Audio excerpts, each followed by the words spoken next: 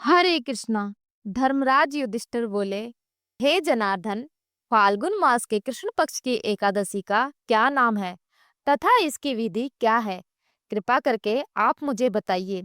श्री भगवान बोले, हे राजन, फाल्गुन मास के कृष्ण पक्ष की एकादशी का नाम विजया एकादशी है। इसके व्रत के प्रभाव से मनुष्य को विजय प्राप्त होती है।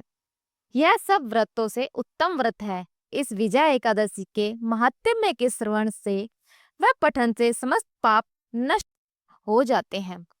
एक समय देवराज नारद जी ने जगत पिता ब्रह्मा जी से कहा, महाराज, आप मुझे फाल्गुन मास के कृष्ण पक्ष की एकादशी विधान कहिए। ब्रह्मा जी कहने लगे, हे नारद, विजया एकादशी का व्रत पुराने तथा नए पापों को नाश करने वाला है। इस विजया एकादशी की विधि मैंने आज तक किसी को भी नहीं कही है। यह समस्त मनुष्य को विजय प्रदान करती है। त्रेता युग में मर्यादा पुरुषोत्तम श्री रामचंद्र जी को जब 14 वर्ष का वनवास हो गया, तब वे श्री लक्ष्मण जी तथा सीता जी सहित पंचवटी में निवास करने लगे। वहां पर दुष्ट रावण ने जब सीता माता का हरण किया, तब इस समाचार से श्री रामचंद्र जी तथा लक्ष्मण अत्यंत व्याकुल हुए और सीता जी की खोज में चल दिए। घूमते घूमते जब वे मरण आसन जटायु के पास पहुंचे, तो जटायु उन्हें सीता माता का वृत्तांत सुनाकर स्वर्गलोक चला गया।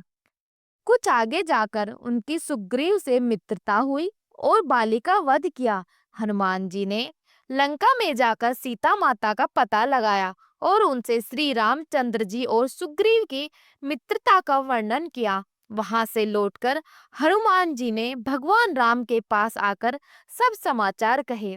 श्री रामचंद्र जी ने वानर सेना सहित सुग्रीव की संपत्ति से लंका को प्रस्थान किया।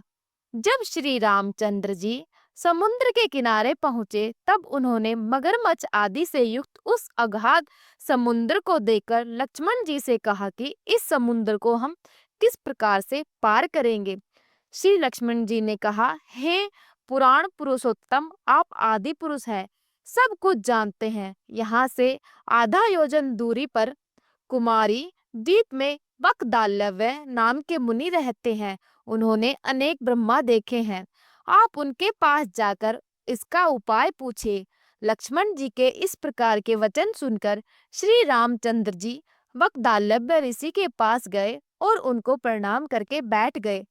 मुनि ने भी उनको मनुष्य रूप धारण किए हुए पुराण पुरुषोत्तम समझकर उनसे पूछा कि हे राम, आपका आना कैसे हुआ?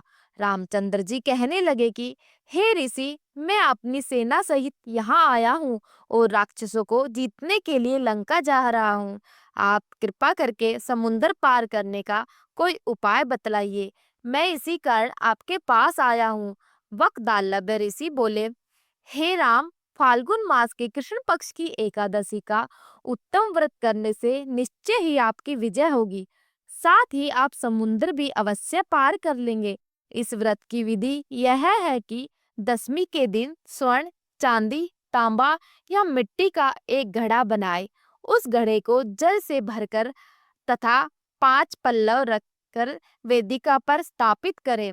उस घड़े के नीचे सतनजा और ऊपर जो रखे, उस पर श्री नारायण भगवान की स्वर्ण की मूर्ति स्थापित करे। एकादशी के दिन स्नान आदि से निवृत्त होकर धूप, दीप, नैवेद्य, नारियल आदि से भगवान की पूजा करे। तत्पश्चात घड़े के सामने बैठकर दिन व्यतीत करे और रात्रि को भी उसी प्रकार बैठे रहकर जागरण करे। द्वादशी के दिन नित्य नियम से निवृत्त होकर उस घड़े को ब्राह्मण को दे दे। हे राम, यदि तुम भी इस व्रत को सेनापतियों सहित करोगे तो तुम्हारी विजय अवश्य होगी। श्री रामचंद्र जी ने ऋषि के कथन के अनुसार इस व्रत को किया और इसके प्रभाव से दैत्यों पर विजय प्राप्त है।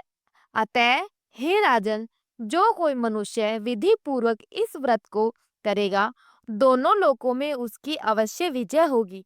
श्री ब्रह्मा जी ने नारद जी से कहा कि हे पुत्र, जो कोई इस व्रत के महात्म्य को पढ़ता या सुनता है, उसको वाजपेयी यज्ञ का फल प्राप्त होता है। तो प्रिय भक्तों, आज की यह कथा आपको कैसी लगी? अगर आपको यह कथा पसंद आई हो तो कमेंट बॉक्स में हरे कृष्णा अवश्य लिखना। राधे राधे।